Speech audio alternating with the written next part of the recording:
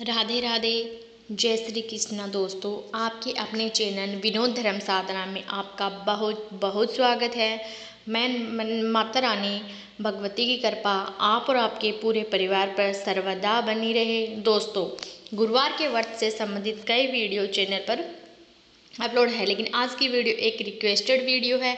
जैसा कि एक प्रश्न आया है कि 16 गुरुवार का व्रत अगर हम करना चाहते हैं तो किस प्रकार से हमें व्रत करना चाहिए, व्रत के नियम क्या होते हैं, 16 गुरुवार के व्रत की संपूर्ण और सही विधि क्या होती है।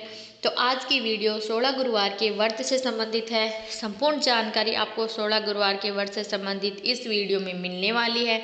जैसे कि 16 गुरुवार के व्रत हमें कब करना चाहिए, क्यों करना चाहिए और किन परिस्थितियों में 16 गुरुवार के व्रत किए जा सकते हैं।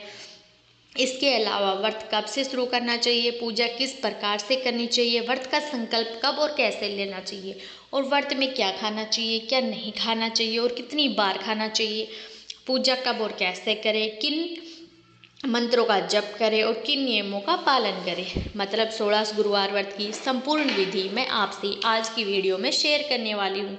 तो वीडियो को पूरा ज़रूर देखें और अगर आपको आज की वीडियो अच्छी लगे तो इससे लाइक भी ज़रूर कीजिए। आपके लाइक, आपके कमेंट्स मेरे लिए बहुत महत्वपूर्ण होते हैं। ये एकमात्र ज़रिया है जिससे मुझे पता चलता है कि आपको यह वीडियो अच्छी लगती है और आपके लिए यह वीडियो उपयोगी है। तो अगर वीडियो अच्छी लगती है तो लाइक तो ज़रूर ही किया करें। इसके साथ ही कमेंट बॉक्स में जय माता जी ज़रूर लिखें। आप में इसमें सकारात्मक ऊर्जा की प्राप्ति होती है। और अगर आपको कोई भी सुझाव हो, कोई भी प्रश्न हो या कोई विशेष वीडियो देखना चाहते हैं तो उसके लिए भी कमेंट बॉक्स में ज़रूर लिखिए। और चैनल पर पहली बार आए हैं अगर अभी तक आपने चैनल को सब्सक्राइब नहीं किया है तो आज की वीडियो अगर आपको अच्छी लगे तो चैनल को सब्सक्राइब जरूर कर लीजिए और बेल बटन को भी प्रेस कर लीजिए। तो इससे होगा कि इस चैनल पर जो नए वीडियो अपलोड होंगे उसकी नोटिफिकेशन को सही समय पर प्राप्त होगी। दोस्तों, बात करें गुरुवार के व्रत के बारे में तो कई ऐसे भक्त हैं जो बिना किसी मनोकामना से निष्काम भाव से हर गुरुवार को व्रत धारण कर रहे हैं। तो ऐसे में अगर आप निष्काम भाव से व्रत धारण करते हैं तो आपके लिए कोई भी ज़्यादा बहुत विशेष नियम नहीं होता। आप नियमित व्रत करते हैं उसी प्रकार से बृहस्पतिवार का भी व्रत करते हैं। लेकिन अगर आपकी कोई विशेष मनोकामना है तो आप चाहते हैं कि बहुत कम समय में और बहुत जल्दी पूर्ण हो जाए, कुछ विशेष समय है आपके पास और उसी समय आप चाहते हैं कि आपकी इच्छा पूर्ण हो, इसके लिए आपके 16 गुरुवार का व्रत करना चाहिए। तो 16 गुरुवार का व्रत आप किसी विशेष मनोकामना से धारण करते हैं और गुरुवार का व्रत पुरुष भी धारण कर सकते हैं, महिलाएं भी धारण कर सकती हैं। कुंवारी लड़कियां या लड़के कोई भी इस व्रत को धारण कर सकता है। और बात करें तो देखिए, अगर आपके विवाह में बहुत अधिक बाधाएं आ रही हैं, जैसे कि आपके रिश्ता होता नहीं है या फिर रिश्ते तो होते हैं लेकिन बार बार बात बनते बनते रह जाती है, रिश्ता होकर भी कई बार टूटा जा रहा है, तो ऐसी परिस्थितियों में आपको गुरुवार का व्रत धारण करना चाहिए। और अगर आपकी संतान प्राप्ति में बाधाएं हैं तब भी आपके लिए गुरुवार का व्रत सर्वश्रेष्ठ व्रत है। इसके अलावा अगर आपकी आर्थिक स्थिति ठीक नहीं रहती, बृहस्पति खराब होने की वजह से आपके पास धन का संचय नहीं हो रहा या धन मांगना नहीं हो पाता, ऐसी अवस्था में आपको गुरुवार का व्रत धारण करना चाहिए। 16 गुरुवार का व्रत अगर आप करते हैं तो आपको शिक्षा में भी सफलता मिलती है, कैरियर में भी सफलता मिलती है, संतान प्राप्ति की कामनाएं पूर्ण होती हैं, विवाह में आ रही बाधाएं दूर होती है और दाम्पत्य जीवन सुखमय होता है। अगर पति पत्नी में बनती नहीं आपस में तो 16 शुक्रवार का व्रत जरूर करना चाहिए। देखिए, गुरुवार का व्रत करने से बृहस्पति मजबूत होते हैं और जब बृहस्पति मजबूत होते हैं तो बृहस्पति के कर्तव्य में जो चीज़ आती है, जैसे कि हमारा भाग्य मजबूत होता है, अगर बृहस्पति मजबूत होंगे तो उसके साथ ही धन की स्थिति अच्छी होगी और संपत्ति जीवन सुखमय होता है, विवाह में आ रही बाधाएं दूर होती है, सुयोग्य जीवन साथी की प्राप्ति होती है और सुयोग्य संतान की प्राप्ति होती है। मतलब सभी प्रकार के सुखों की प्राप्ति हो जाती है बृहस्पति के शुभ होने से। तो बृहस्पति को शुभ करने के लिए ही गुरुवार का व्रत किया जाता है और बहुत जल्दी आप अपनी मनोकामना पूर्ण करना चाहते हैं, इसलिए संकल्प लेकर आप 16 शुक्रवार का व्रत करते हैं। तो 16 गुरुवार का व्रत आप किस भी मनोकामना से कर सकते हैं, लेकिन 16 गुरुवार का व्रत करने के लिए कुछ विशेष नियमों का पालन करना चाहिए, क्योंकि जब हम हमेशा ही गुरुवार का व्रत करते हैं तो निष्काम भाव से कर रहे हैं, कोई हमारी मनोकामना नहीं है, हमारे लिए कोई बहुत विशेष नियम की आवश्यकता नहीं है। लेकिन अगर आप चाहते हैं कि बहुत जल्दी आपकी मनोकामनाएं पूर्ण हो जाए और 16 गुरुवार में ही हो जाए, तो इसके लिए कुछ बहुत विशेष नियम होते हैं, कुछ कठोर नियम भी हो सकते हैं जिनका पालन आपको करना चाहिए। और अब बात करते हैं कि व्रत हमें कब से शुरू करना चाहिए और कैसे करना चाहिए। तो देखिए, अगर आप बृहस्पतिवार का व्रत शुरू करते हैं तो किसी भी महीने के शुक्ल पक्ष के बृहस्पतिवार से शुरू कर सकते हैं, पौष माह को छोड़कर बाकी के किसी भी महीने में आप गुरुवार का व्रत कर सकते हैं। शुक्ल पक्ष में ही यह व्रत शुरू किया जाता है, इस बात का ध्यान रखिए। और जिस दिन आप यह व्रत शुरू करेंगे उसी दिन संकल्प के साथ आप यह व्रत शुरू करेंगे कि आप किस मनोकामना से और कितनी संख्या में बृहस्पतिवार का व्रत करना चाहते हैं, क्योंकि संकल्प के साथ जब हम कोई व्रत शुरू करते हैं तो निश्चित ही हमारी मनोकामना पूर्ण होती है। अब बात करें संकल्प कैसे लेना चाहिए। तो देखिए, संकल्प का नियम तो यह कहता है कि अगर हम कोई व्रत करना चाहते हैं, कोई पूजा पाठ करना चाहते हैं, तो किसी ब्राह्मण के द्वारा हम संकल्प लें। मतलब कोई ब्राह्मण आपको संकल्प कर दे कि आप गुरुवार का व्रत धारण कर रहे हैं, इतनी संख्या में कर रहे हैं, इस मनोकामना से कर रहे हैं, तो आपकी मनोकामना बहुत शीघ्र पूर्ण होती है। तो प्रयास कीजिए कि आपके पास आसपास अगर कोई ब्राह्मण हो तो उनके द्वारा संकल्प ले लीजिए गुरुवार के दिन जाकर, और उन्हें कुछ दक्षिणा दे दीजिए, चरण स्पर्श करके आशीर्वाद ले लीजिए। और ज्ञान पहले जब हम व्रत शुरू करते हैं तो उसी दिन संकल्प लेना होता है, तो बार बार ब्राह्मण के पास नहीं जाना है, आपको सिर्फ एक ही दिन पहले दिन आप ब्राह्मण के पास जाकर संकल्प ले सकते हैं। अब मान लीजिए कि आप नहीं जा पाते हैं किसी ब्राह्मण के पास, आपके आसपास कोई पंडित नहीं रहते या ऐसा संभव हो तो आप स्वयं भी गुरुवार के व्रत का संकल्प ले सकते हैं। जैसे कि भगवान श्री कृष्ण के सामने शुद्ध घी का एक दीपक प्रज्वलित कर लीजिए, उसके बाद अपने दाहिने हाथ में जल और पुष्प लेकर व्रत का संकल्प लीजिए, अपना नाम बोलिए, गोत्र बोलिए, जिस स्थान पर आप बैठकर पूजा कर रहे हो उस स्थान का नाम बोलिए। उसके बाद आप प्रार्थना कीजिए कि आप इस मनोकामना से, मतलब जो भी आपकी मनोकामना है, अपनी मनोकामना कहिए। और जितनी संख्या में, मतलब 16 गुरुवार का व्रत कर रहे हैं तो 16 गुरुवार बोलिए कि आप 16 गुरुवार का व्रत इस मनोकामना से धारण कर रहे हैं। व्रत में पूजा पाठ में कोई भी भूल चूक हो जाए तो भगवान श्री विष्णु से क्षमा करें, आपकी व्रत आपकी पूजा स्वीकार करें और आपकी मनोकामना को शीघ्र ही पूर्ण करें। इस प्रकार से आप व्रत का संकल्प कर सकते हैं।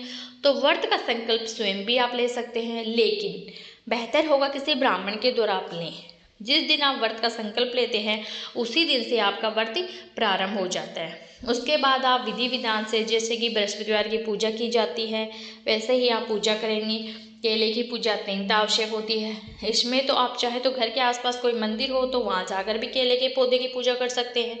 अगर वहाँ पर लगा हो नहीं हो तो अपने घर में ही एक गमले में छोटा सा केले का पौधा लगा लीजिए, और गुरुवार के दिन उसके केले के पौधे में भगवान श्री हरि विष्णु की कोई भी फोटो हो या मूर्ति हो उसे विराजमान करके एक साथ केले के पौधे और भगवान विष्णु की पूजा आराधना की जाती है।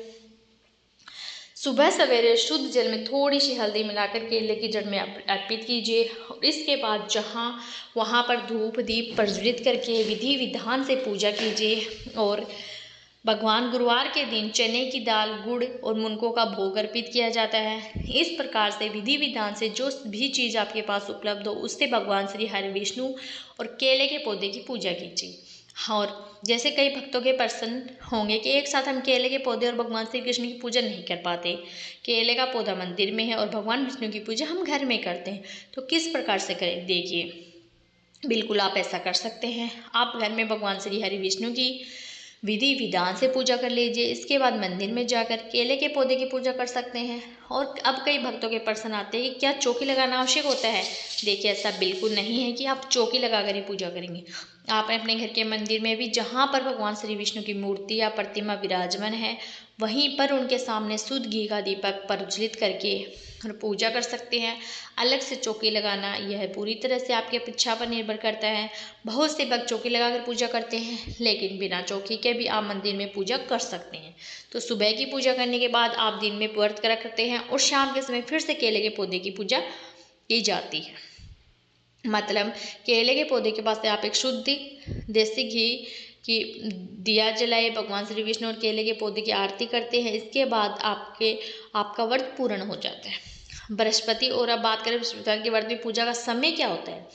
देखिए, बृहस्पतिवार के व्रत में जो पूजा की जाती है, बृहस्पतिवार के दिन की जाती है। और बृहस्पति का दिन होते देखिए, बृहस्पतिवार के दिन सूर्योदय से लेकर 1 घंटे तक बृहस्पतिवार को रहा होता है। जैसे कि अगर सूर्योदय आपके यहाँ 6 बजे होता है सुबह, तो 7 बजे तक, इसका मतलब 6 से 7 बजे तक बृहस्पतिवार को पूजा हो सकती है। तो सुबह 7 बजे तक आपकी पूजा पूर्ण होनी चाहिए। इसके लिए आपको व्रत कल प्रातःकाल जल्दी उठना पड़ेगा और सूर्योदय काल भी ध्यान रखना पड़ेगा। सूर्योदय आपके यहाँ कब हो रहा है, कितने समय तक आप पूजा पूर्ण कर ले, इस बात का ध्यान रखिए। मतलब सूर्योदय जब भी होता है उसमें 1 घंटे के भीतर आपको पूजा पूर्ण हो जानी चाहिए। तो अगर आप इस प्रकार से बृहस्पतिवार के दिन पूजा करते हैं तो विश्वास रखिए, आप किसी भी मनोकामना से पूजा करेंगे, निश्चित ही आपकी मनोकामना पूर्ण होती है। आपके व्रत का पूजा का संपूर्ण फल आपको प्राप्त होता है। तो बृहस्पतिवार का अगर आप व्रत कर रहे हैं तो प्रति के प्रहरी में पूजा करें, आप ब्रह्म मुहूर्त में पूजा करें, इस बात का ध्यान रखें। और शाम के समय, सूर्यास्त होने के समय, जिस समय हम गोधूली बेला का समय जिसे कहते हैं, घर में दीप्ति की जाती है, उसी समय पूजा की जाती है। भगवान श्री हरि विष्णु की और केले के पौधे की तो सुबह और शाम की पूजा का समय ध्यान रखिएगा, तभी आपके व्रत का भी संपूर्ण फल आपको प्राप्त होगा। देखिए, कई बार क्या होता है कि बहुत से लोग व्रत करते हैं, कई बार आपने भी देखा होगा कुछ लोग व्रत तो करते हैं लेकिन उनकी पूजा कोई भी निश्चित समय नहीं होता। कई बार तो लोग व्रत के बावजूद भी 10 बजे तक, 11 बजे तक की पूजा करते हैं, तो ऐसा नहीं करना चाहिए। अगर आप व्रत कर रहे हैं तो जिस दिन का आप व्रत कर रहे हैं उस दिन के सुबह आप पूजा कर लीजिए, तभी आपके व्रत का और पूजा का संपूर्ण फल आपको प्राप्त होता है। तो समय का ध्यान जरूर रखिए। और अब बात करें व्रत के नियम क्या होते हैं, तो देखिए, जब आप व्रत करते हैं बृहस्पतिवार का, तो बृहस्पतिवार के दिन जब आप स्नान करेंगे तो जल में थोड़ी सी हल्दी मिलाकर स्नान करना चाहिए। और स्नान करने के बाद पीले रंग के वस्त्र धारण करने चाहिए। और जैसे कई पुरुष होते हैं जो व्रत धारण करते हैं, तो उनका यह प्रश्न होता है हम पीले रंग के वस्त्र धारण करके बाहर ऑफिस में किस प्रकार से जाए। तो देखिए, अगर आप पूरे पीले रंग के वस्त्र धारण नहीं कर पाते, तो ऐसे में आप एक रुमाल छोटा सा पीले रंग का अपनी जेब में जरूर रखिए। और अपने मस्तक पर हल्दी का तिलक भी जरूर लगाना चाहिए। प्रत्येक व्यक्ति को जो भी गुरुवार का व्रत धारण करता है और भगवान सूर्य देव को जल अर्पित करते समय जल में थोड़ी सी हल्दी मिलाकर और उसी जल में भगवान सूर्य देव को जल अर्पित करना चाहिए। और अब बात करें गुरुवार के व्रत में फलाहार में क्या खाना चाहिए, तो देखिए, जो भी फल हम खाते हैं वो पीले फल ही खाते हैं। वैसे प्रयास करना चाहिए कि पीले फल खाएं, या फिर आप कोई भी फल लेते हैं तो उसमें चुटकी भर हल्दी मिलाकर और फिर आप उसे खा सकते हैं। दूध में भी आप चुटकी भर हल्दी मिलाकर दूध पी सकते हैं। और बात करें क्या हम इस व्रत में चाय पी सकते हैं, कॉफ़ी पी सकते हैं, तो देखिए, वैसे तो बृहस्पतिवार के व्रत में किसी भी प्रकार से किसी दूसरी चीज़ का सेवन नहीं करना चाहिए, चाय कॉफ़ी इत्यादि नहीं लेना चाहिए। लेकिन अगर आप लेना भी चाहते हैं, जैसे कि बहुत से लोगों का सर दर्द की शिकायत रहती है, चाय नहीं पीते हैं तो सर में दर्द रहता है, तो ऐसे में आप चाय पी सकते हैं लेकिन कॉफ़ी नहीं पीना चाहिए। और अब बात करें कि दिन में कितनी बार फलाहार करना चाहिए, तो देखिए, कोई भी व्रत जब हम करते हैं तो व्रत का नियम यही होता है कि बार बार मुंह जुठा ना किया जाए। मतलब जो भी आप भोजन करना चाहते हैं, जो भी आप फलाहार लेना चाहते हैं, जो वो एक बार या ज़्यादा से ज़्यादा 2 बार फलाहार कीजिए, तो इस व्रत को श्रेष्ठ माना जाता है। बार बार पानी पीना या बार बार फल इत्यादि खाना, इससे आपका व्रत खंडित होता है। तो जैसे कि आप सुबह पूजा करेंगे, तो पूजा करने के बाद जो गुड़ आपने भगवान को भोग में अर्पित किया और चने की दाल अर्पित की है, तो पूजा करने के बाद आप गुड़ खाकर पानी पी सकते हैं। और इसी के साथ आप चाहे तो कुछ फल इत्यादि भी ले सकते हैं, दूध भी ले सकते हैं। जैसे मैंने आपको बताया, थोड़ी सी हल्दी जरूर मिलाइए। कोई भी फल हो, दूध ले रहे हैं तो उसके बाद आप कोशिश कीजिए कि ज़्यादा से ज़्यादा 1 या 2 बार फल ले। जैसे कि आपने सुबह पूजा के बाद फलाहार किया, उसके बाद आप चाहें तो दोपहर में भी फलाहार कर सकते हैं। इसके बाद आप शाम के समय पूजा करने के बाद फिर से, जैसे कि शाम की पूजा के बाद आप व्रत खोलते हैं अपना, तो मीठा भोजन बनाकर आप व्रत खोल सकते हैं। मीठा भोजन में आप क्या खा सकते हैं, देखिए, गुरुवार के व्रत में बेसन से बनी हुई वस्तुएं खाई जाती हैं। जैसे कि आप बेसन का हलवा बना सकते हैं, बेसन की रोटी बना सकते हैं, बेसन के चिल्ले बना सकते हैं, या फिर आप चाहें तो गेहूं के आटे में भी थोड़ा सा बेसन मिलाकर उससे भी आप रोटी बना सकते हैं, हलवा बनाकर खा सकते हैं। मतलब बेसन होना आवश्यक होता है। आज के दिन व्रत खोलते समय और सुबह अपने भगवान को भोग अर्पित किया था, जो गुड़ और चने की दाल का। तो गुड़ तो आप चाहे तो दिन में खा सकते हैं, लेकिन चने की दाल आप शाम के व्रत के खोलते समय ही खाकर ही अपना व्रत खोलना है। तो इस बात का ध्यान रखिए।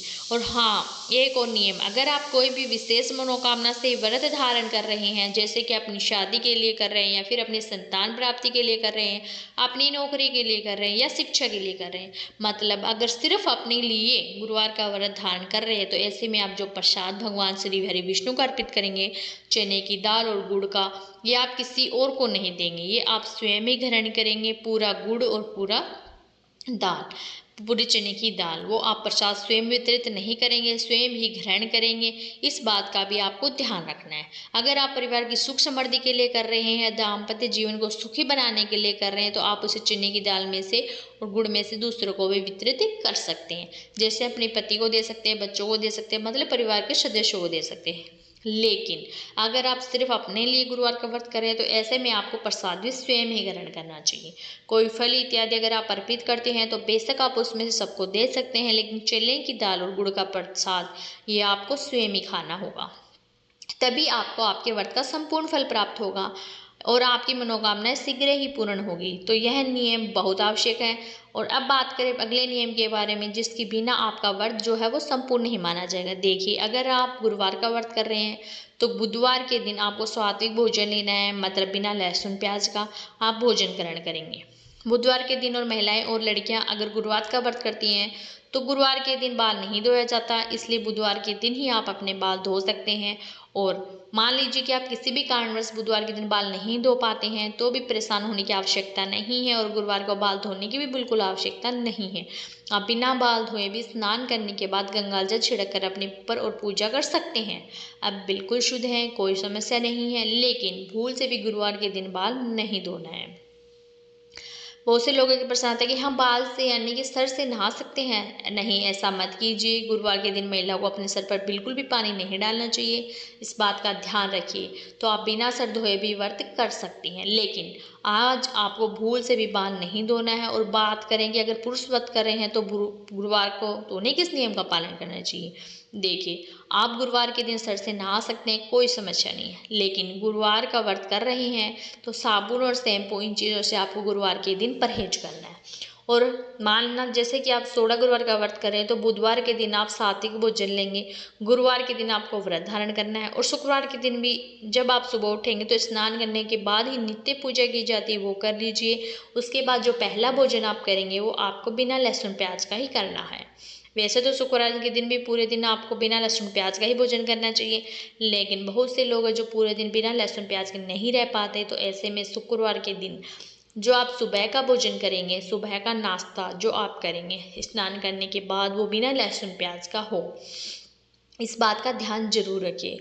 और जैसे कि गुरुवार का व्रत महिलाएं करती हैं, लड़कियां करती हैं, तो बीच में पीरियड्स आ जाते हैं, तो ऐसे में क्या करना चाहिए। तो देखिए, ऐसे में आप व्रत धारण करेंगे लेकिन पूजा नहीं करेंगे। व्रत के सभी नियम जो आप नियमित तौर पर पालन करते हैं, सभी नियम आपको उसी प्रकार से पालन करना है। सिर्फ आपको पूजा नहीं करनी, बस इस बात का ध्यान रखना है। अगर आप व्रत छोड़ेंगे तो व्रत खंडित हो जाएगा, इसलिए आपको पूजा नहीं करना है, लेकिन व्रत करना है। और मानना, जो व्रत आप पीरियड्स के समय में करेंगे वो व्रत काउंट नहीं किया जाएगा, इस बात का ध्यान रखिए। क्योंकि उसे दिन आप पूजा नहीं कर पाते, इसलिए वो व्रत जियो नहीं माना जाएगा। व्रत करना इसलिए आवश्यक है क्योंकि व्रत खंडित हो जाएगा। अगर हम बीच में व्रत छोड़ देंगे, तो बहुत से लोगों के प्रश्न आते हैं कि क्या हम अपने स्थान पर किसी और से पूजा करवा सकते हैं और वो व्रत रखवा सकते हैं। देखिए, व्रत आप अपनी मनोकामना से कर रही, आप जानते हैं आपको किस प्रकार से भगवान से प्रार्थना करनी है, आपके मन में कितनी श्रद्धा है, उसे व्रत करने के लिए ऐसे में अपने स्थान पर किसी और से पूजा करवाना ये बिल्कुल भी उचित नहीं है। आप स्वयं ही पूजा कीजिए। 1 बृहस्पतिवार, 2 बृहस्पतिवार जो भी आपके बीच में आते हैं, आप उन्हें छोड़कर बाकी बृहस्पतिवार करते रहिए। और 16 गुरुवार का व्रत करने के बाद 17वें गुरुवार को उद्यापन किया जाएगा। और जो 16 शुक्रवार का व्रत गुरुवार का व्रत कर रहे हैं, तो 17 शुक्रवार को किसी ब्राह्मण को घर बुलाकर विधि विधान से बृहस्पतिवार के व्रत का उद्यापन कीजिए। और जैसे कि कई भक्तों के प्रश्न आते हैं कि हम अकेले ही अपने आप गुरुवार के व्रत का उद्यापन कर सकते हैं। देखिए, प्रयास करना चाहिए कि घर में ब्राह्मण आए। ब्राह्मण के द्वारा व्रत का उद्यापन होने से आपके व्रत का संपूर्ण फल आपको प्राप्त होता है। ब्राह्मण को दक्षिणा देने से और ब्राह्मण के चरण स्पर्श करके आशीर्वाद लेने से आपकी आधी परेशानियां स्वतः ही समाप्त हो जाती हैं।